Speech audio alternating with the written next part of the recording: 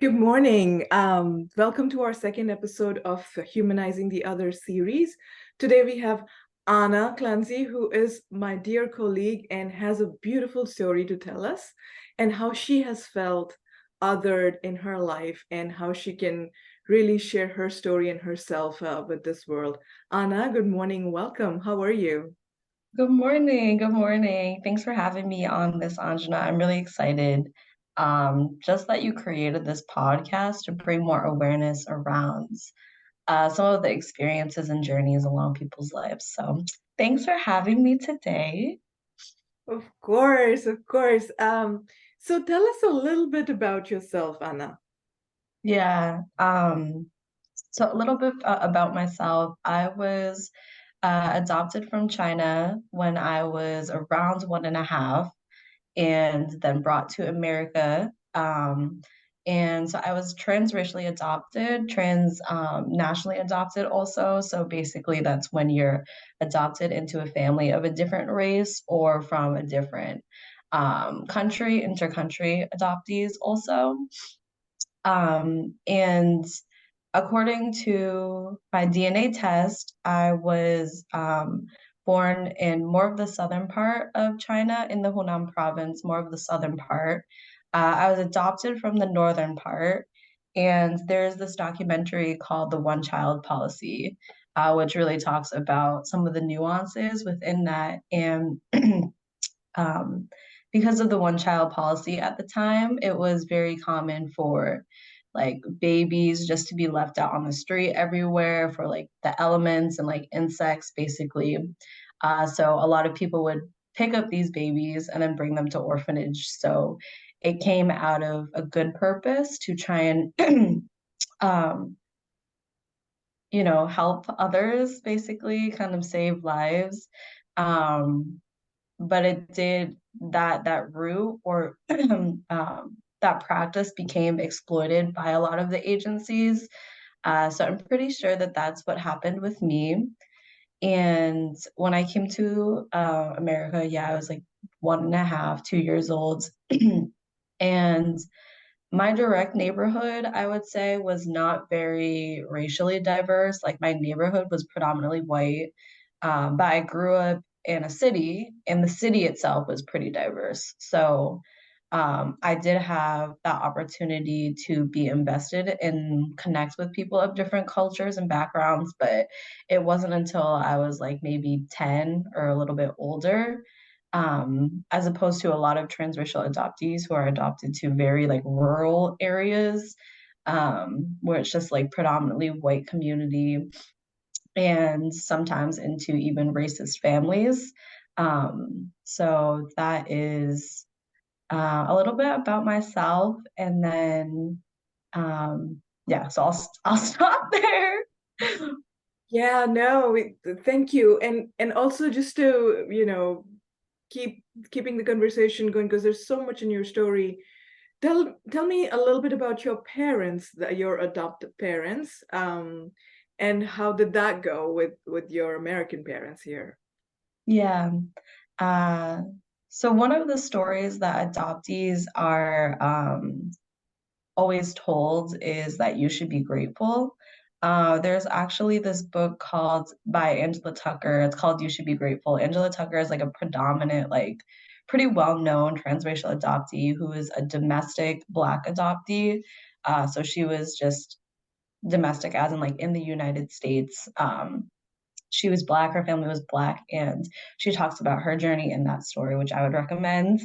Um, so for my relationship with my adoptive parents, my adoptive mother passed away when I was really young. She has maybe like 7. She had medical problems, so we always knew like she had chronic medical problems, but the death itself was a surprise. Um, and then for my adoptive father, they met in high school, so they were like high school sweethearts. And my adoptive father is so I was raised by him, and he's like white, cisgender, heterosexual, all of those basic, not basic, but if you think about America, right, and like kind of capitalistic America, a lot of those fantasies. And he was also one of 10 children. So didn't have a lot of money growing up, and a lot of his siblings have passed away due to like substance abuse or substance misuse. So for a long time, it was me trying to navigate my experiences being a woman of color versus living with my father and being raised by him when he didn't understand white privilege, because it's like I had to work for everything I got. So how am I privileged? And not understanding the intersectionalities and nuances within that, especially when you think about like parents of all, like any type of parent, not an adopted parent, just like parents overall, if they're not unlearning their biases and their behaviors and like aware of that, all of those are going to be transpired onto like their children basically. So it's up to like someone to have that self-awareness in the beginning, which is the first step, right? And then diving a little bit deeper to figure out like what are some type of like mechanisms where I can heal or like change the trajectory here. um so that's a little bit about my adopted parents. And then with my birth parents, I don't know anything about them.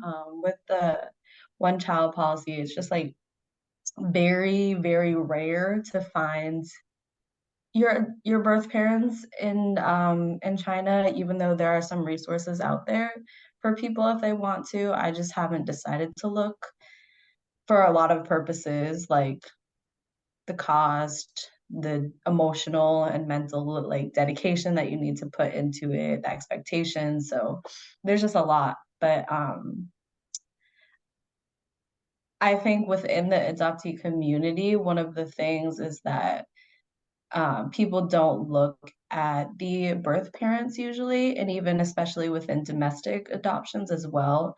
All of the resources go towards the child or the adoptive parents, basically. The adoptive parents are the ones who are being presented and told the story. And then the birth parents could literally give birth and then they're back out on the streets the next day because they don't have resources or support. Um, so so they're often neglected. Um, and I think about when I was younger, I didn't think about them as much, but I think about them now a lot and if they're even alive. Um, and what their stance was on the one child policy, if they think about me, just like a lot of questions about it. But uh yeah, and then, to that point also about um, adoptive parents being sold the story, essentially. Um, I love listening to people's stories and like sharing my story. I think that there's just so much power and wisdom within that. But for awareness, it is like kind of controversial to ask that question because sometimes it seems like you're being forced to create a story that's entertaining for the other person. And then with this saviorism complex that's within the industry, a lot of times the agencies or whoever will do the same thing, create this story that's entertaining, that makes the adoptive parents feel better. It's like you can give this child a better home because their parent couldn't because they didn't have financial resources or something like that. And I remember, and I may go a little bit in a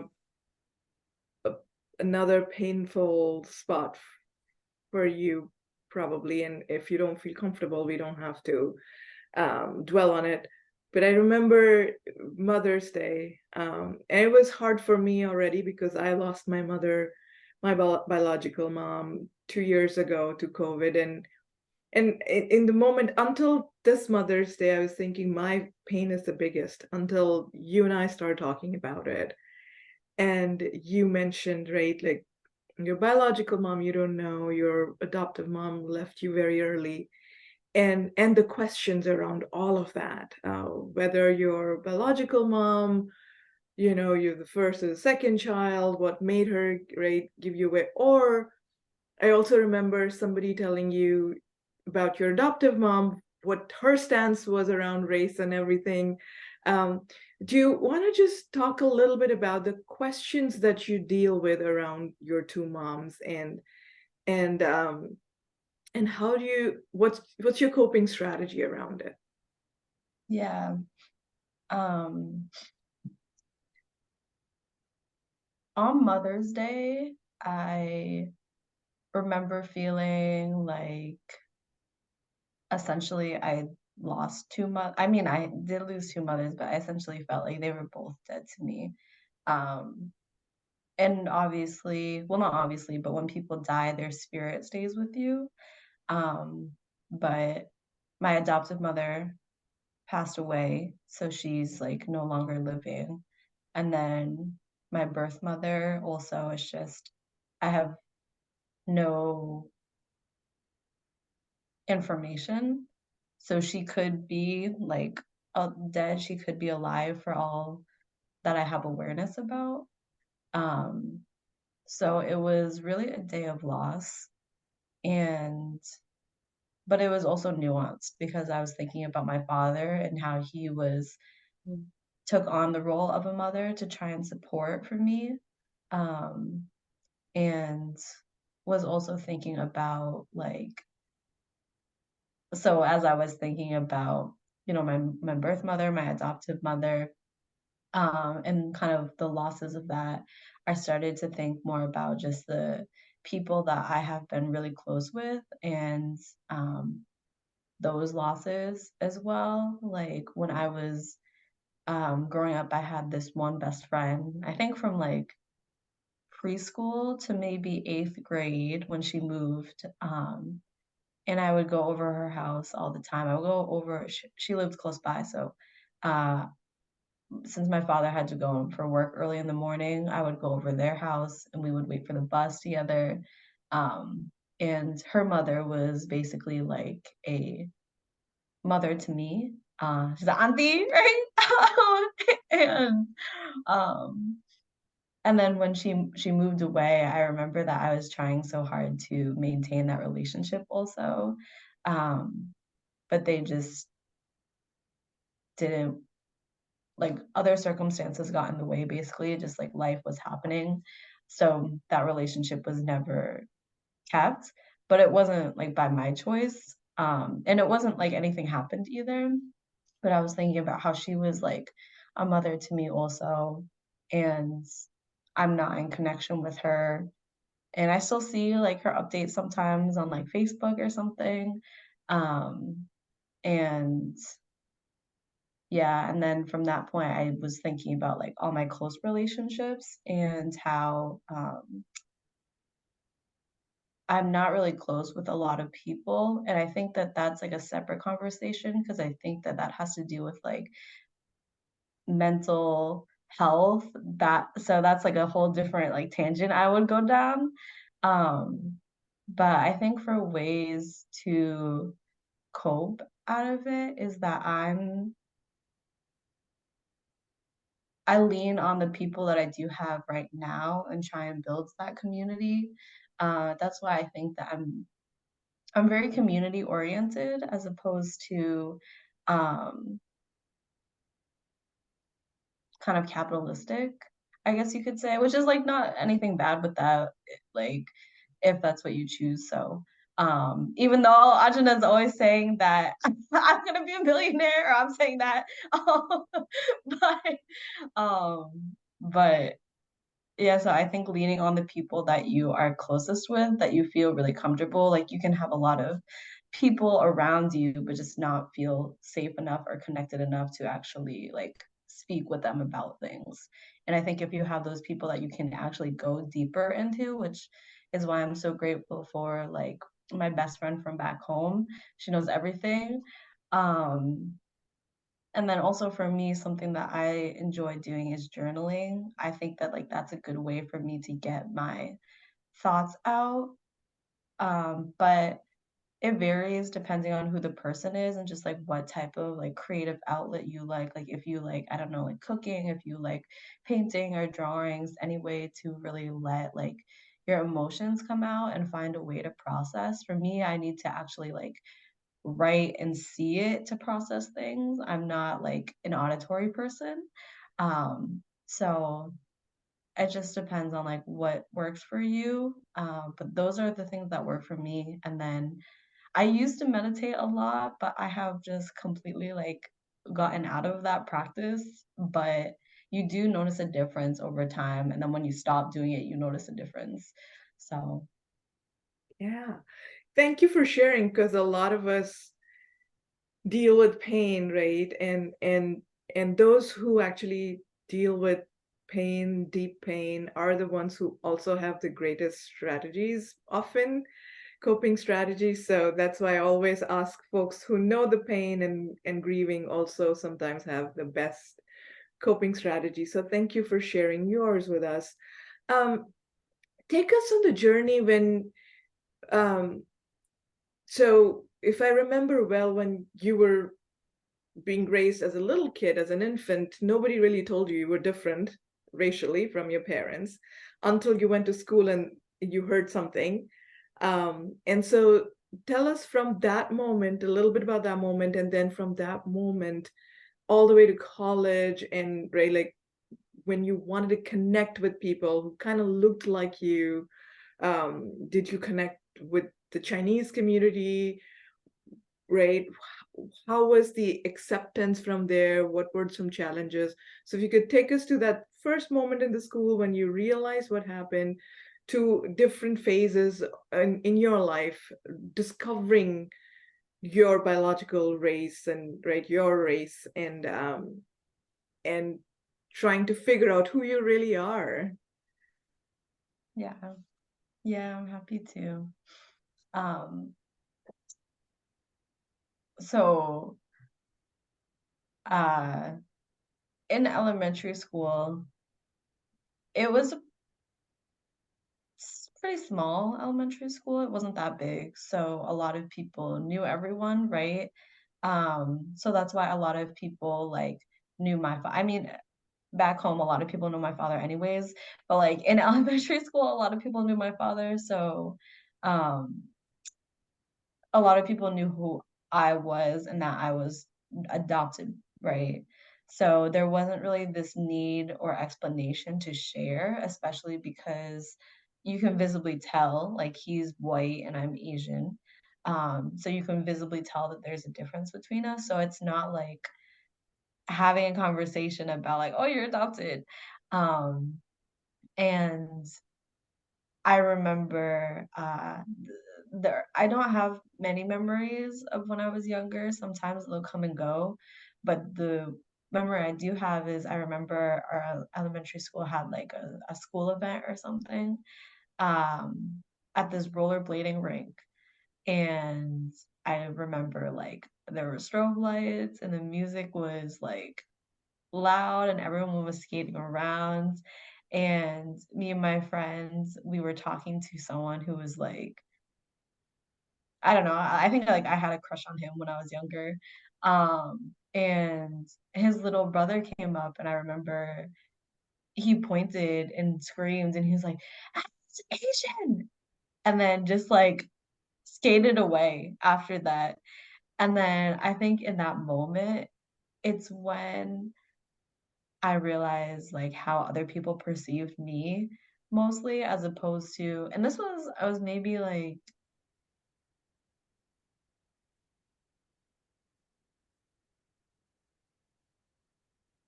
somewhere between, like, 6 and 9, I think. I don't really know how old, um, but at that point, that's when I realized, like, how other people perceive me instead of, um, how I perceived myself, and when I was younger, because my elementary school didn't have any racial mirrors, basically, there wasn't really representation.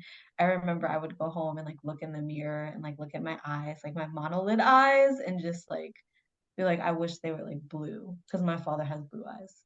And then I would just like look at pictures of myself and wish that they mirrored my father's, which is the standard like American, like blue eyes, but like white skin. And and I remember at one point I was like, "Oh, I hate my lips, they're too big." But, um, I remember that moment, and but in elementary school, I really stuck to like, I was really, like, close friends with this girl and had friends within, so we didn't ever speak about race or see differences in that light. So it wasn't really a big thing until I got to middle school, and middle school was, it was still, like, one of the better public schools, um, but it wasn't so, like, it was one of the better public schools, so it was still diverse, but it wasn't, like, as diverse as a lot of the other schools. So, for me, in my experience, I was always, like, surrounded by people of different backgrounds and cultures, but I think, like, predominantly in my friend group, it was mostly, like, white people, except for one of my friends who's Vietnamese. And it's interesting with Asian people, especially like East Asian, when it comes to allyship and advocacy for different groups, right? Because a lot of Asians like see whiter skin as the ideal. So like we'll group towards white people, right? And you see that a lot also in like marriages, also within like the East Asian community. But obviously, things are nuanced. In high school, I also went to public school that was like one of the better ones. And my high school was diverse, but and it was integrated, but as I like think back on it and really connect with like a lot of people of color that went to my school, it was like even though it was diverse and a lot of people color there, people felt like they had to assimilate to the white culture to be really accepted there. So, but it was also like easy for people of different backgrounds to like connect with each other as opposed to before. And it just like um, I think the like stratification and like the segregation of things wasn't as like well known to me at that point. Like obviously I knew about it, especially when you're like in downtown of my home city versus like the outskirts, right, of the city. You can obviously see those differences and like you can see the differences and everything. But we focused more on what the similarities were. So that was kind of like my high school experience. And then when I went to college, it was interesting because that's where it was like very segregated. Mm. Um, and because my high school, it was or my college where I went to college, I went to University of Rhode Island, so that is at the southern part of Rhode Island, which is, um, as close to this place called Narragansett Beach, which is where a lot of, like, older, retired, wealthy white people go. Um, and then so, like, that's close to where the campus was. And then also so there are a lot of people from, like, the New England area that went to the school, but then also there are a lot of people from Providence that came, and Providence is the capital of Rhode Island. And Providence is, like, very diverse. Um, like, they're very diverse, um, and very community oriented, like, so much creativity there, um, and there's, like, crime like, a lot of crime that happens there also, and so you would see this difference between, like, the students that were, like, from Providence or, like, around the area, and then you would see the difference between, like we had a, like, large, like, Greek life community also, but, like, all the Greek life were, like, white sororities or fraternities. So it was, like, kind of that crowd also, and then a lot of, money and wealth, and, like, a lot of unaware privilege within that. So it was interesting because I like, at college, I had these 2 groups of friends, and I didn't feel like I truly fit into one or the other, because one of them, all my friends were like first generation. I was a first generation college student, but I think it's very different for me because I didn't go through the same like financial hardships in that experience. So I think it's very different. Um, and like just very hard work ethic, like, you know, but still like knows how to get lit. And then my other group of friends who like most of them were from out of state, um, came from like nice, like wealthy backgrounds, and then just like very privileged also. So it was like very interesting to see what those dynamics were, and I felt like a different person when I was with different groups all the time. And for me, I felt so much cognitive dissonance within that because I felt like I was like being fake, like that was so then I felt at war at myself, and I was just like, I don't like how I act like this and this way and then this and this way. um and I remember then there was a professor on campus who was teaching about, or he was doing a study about Asian American experiences in higher education. And he sent out the survey, and I went to speak with him basically. And he told me about code switching, which is what I was experiencing when it comes to like, acting different in different spaces, especially when it comes to like the Black community in corporate America. And just like a lot of these phenomenons that people beyond transracial adoptees experience, like this pull to feel like you're categorized into one or the other, but you don't feel like you fit in either. And just understanding that intersectionality exists so you can have multiple identities in different spaces, and it's always free. Like you could, like one day you can feel like you identify with um I don't know, like for me one day I can feel like I'm Chinese and then the next day I'm not. You know what I mean? Like if you're in a room full of all white people and I'm like, oh wow, I'm like, you know, I'm like the only Asian woman here. But then I'm in a conference for like Chinese Americans and I don't feel Chinese. So it's like all of these intersections and identities can always change depending on like what the context is in your situation. Um, Yeah, there's so much there. And a lot of us, right, experience that code switching or being slightly different or feeling a sense of belonging, partial belonging, right, in different places.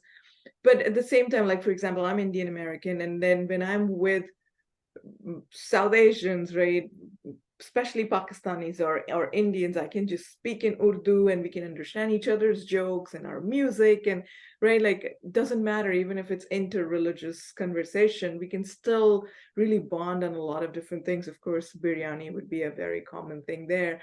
Um, for you though, I wonder,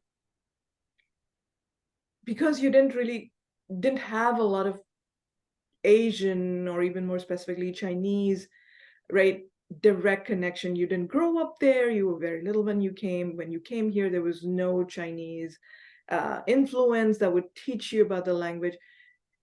Was there any time where you tried to be part of, right, Asian or Chinese, Southeast Asian community, and because of the lack of, right, familiarity with their culture, you weren't successful or people didn't really fully embrace you?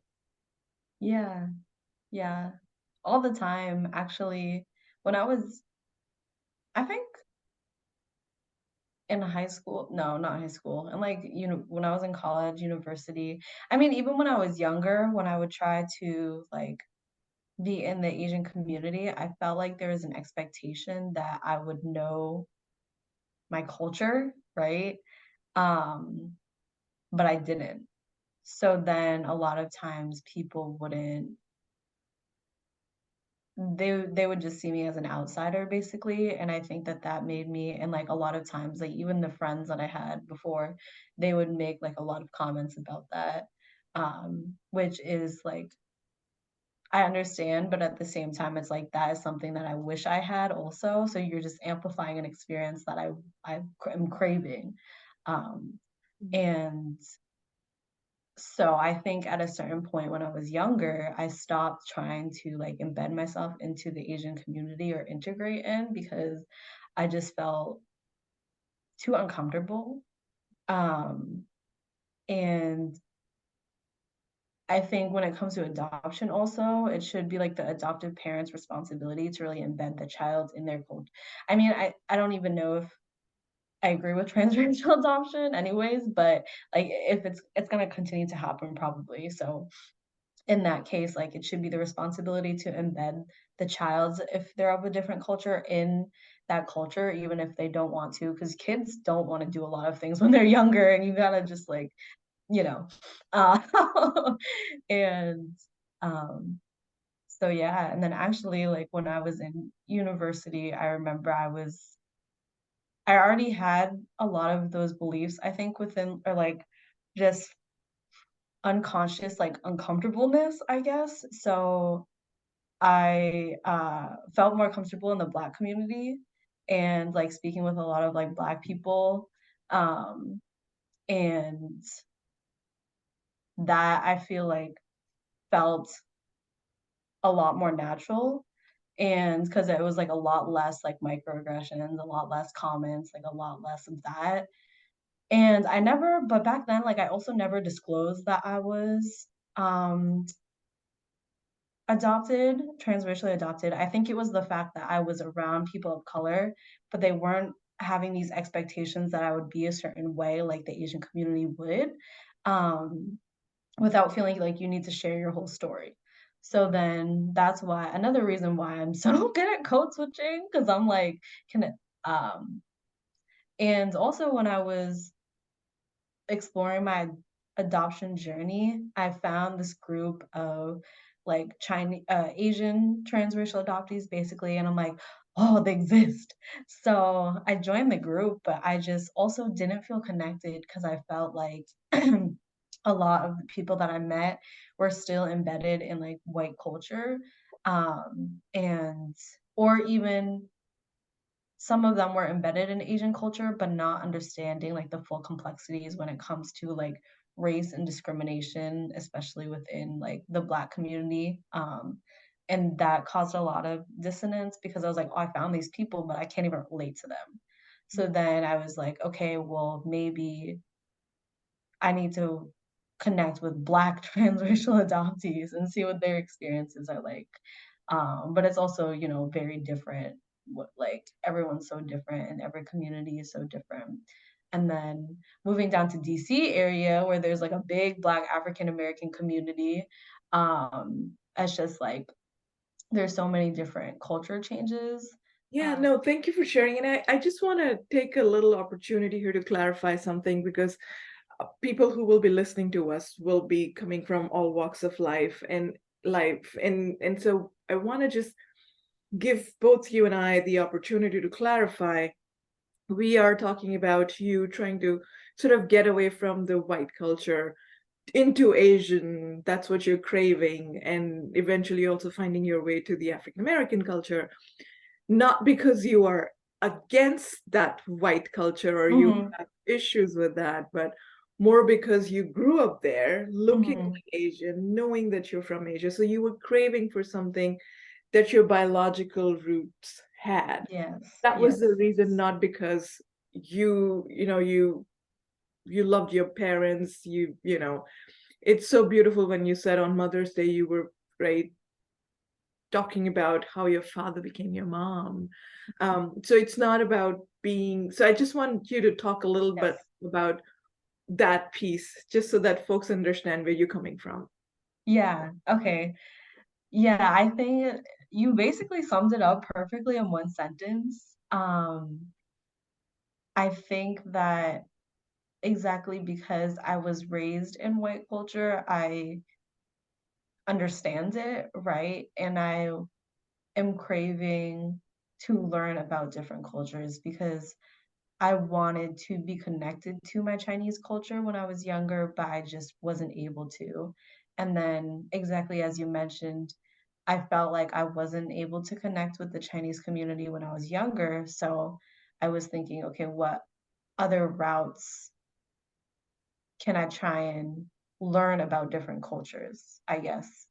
And through that, I still wouldn't say that I'm embedded in Chinese culture, but I think Asian culture overall, I love being Asian. They're like I love the food, I love the culture, I just love, like, the people, I love the diversity when it comes to just, like, Asia as a continent, um, and there's just so much to continue learning. I think sometimes I get overwhelmed by the amount that there is to learn, but even thinking about people who were, like you mentioned before, people who are Chinese and raised in a Chinese family, there's still so much to learn there. I went to a Chinese American conference in DC, and one of the themes that they talked about was for children who were first generation, or maybe even like beyond first generation, their longing and desire to connect with their heritage, but because their parents immigrated here, um, there was just this culture of silence. So the theme of the conference was basically breaking that silence, right? Because of, you know, the paper sons and paper daughters, like they would, the parents, when they immigrated here, got a piece of paper and they basically had to create this whole life on who this piece of paper said they were so they could stay here. And with like, you know, the Chinese Exclusion Act, like trying to forget a lot about that past because it is also like the culture is also sometimes not going to that deeper level um, to like undig some of these past traumas and experiences, especially when they're difficult and you don't have the resources to like dive into that. It's a lot for you to try and explore and heal from. So even, you know, a lot of Chinese Americans like have that desire to um, connect with their culture and don't, you know, a lot of times sometimes it's like if you have grandchildren and the grandchildren start asking, and then it's, you know, introducing like a new generation that could break some of these silences. And obviously that's not the case with everything. But in that context, I did feel Chinese because I was like, wow, I like have something like in common. Um, because, you know, I my city back home had a big Vietnamese population. So, uh, all my actually all my best friends or close friends are Vietnamese, basically. So, but I just never had that connection to Chinese culture. And through learning about different cultures overall, just in the Asian diaspora, I feel more connected, even though it may not be Chinese itself. But I do get uncomfortable when people ask me about questions specifically about China that I don't know. Mm. Um, Yeah, yeah, and race is just that, right?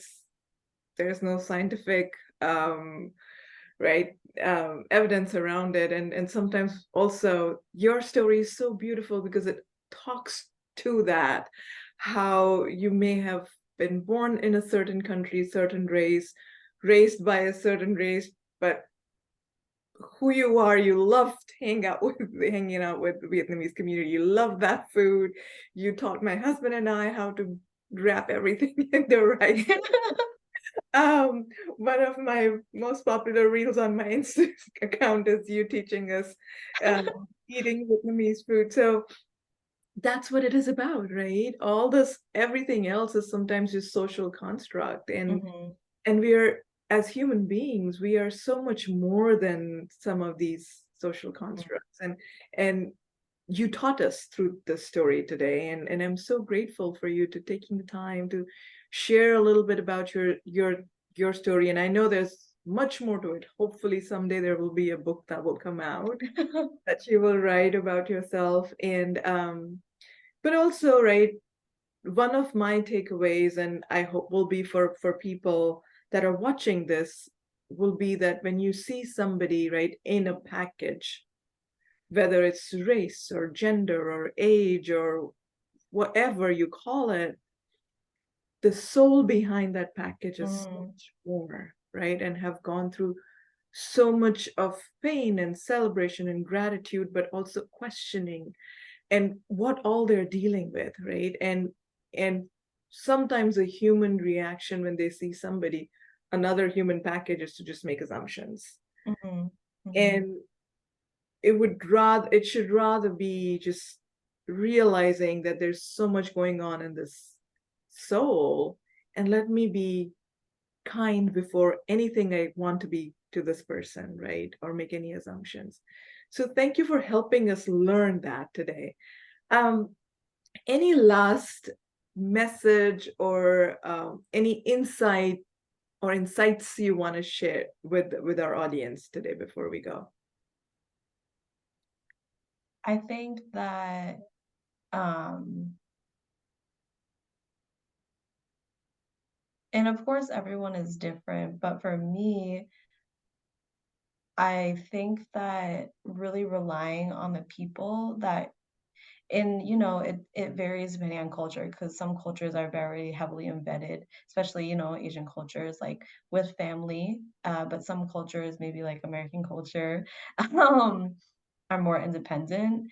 And when I think about when I'm going through a difficult time or dealing with something, my first instinct, which is one, due to adoption, and then two, kind of like mental, which we didn't really talk about. Um, my first instinct is really to withdraw, because sometimes, at least what's going through my mind, is that I'm not acting like myself right now. And I don't want to do something that would, if it's like a new relationship with someone, I don't want them to have this impersonation, this is who I am. Or if it's a close relationship with someone, I'm like, I don't want to, I mean, I guess it depends how close you are, but I'd rather just kind of handle this on my own until I can feel like myself again, and then have like these relationships with the person. So that's my first instinct, is to kind of like retreat basically, and like, okay, I need to work on myself. And that's especially within this generation in America, what a lot of people teach, like, you need to be alone, you need to heal yourself, you need to work on this, but you can also heal through community. And for, even though that's my first instinct, I know that that's literally the worst thing that I can do. Like, the best thing for me to do in those instances is to reach out to the people that I'm closest to. And, you don't have to, but if you have at least one person, or even like if you have the option to go to therapy, and like a lot of employers have a EAP program that you can utilize for free. If you have the option just to, for that,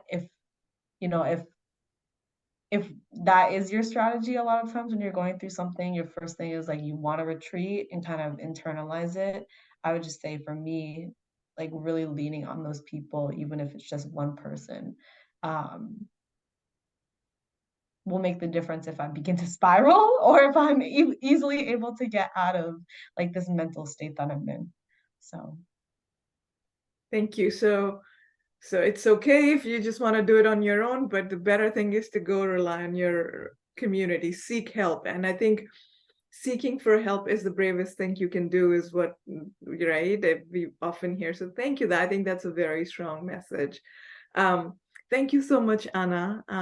I hope we can bring you back again. You mentioned we didn't talk about the mental health and the mental piece around it. So maybe after a few months, when you're ready, we can come back. Or we'll see it somewhere else in your book or another interview with someone else. But thank you very much. And I just hope that you continue to grow and continue to inspire many other people. Um, thank you. Have a beautiful day. thank you.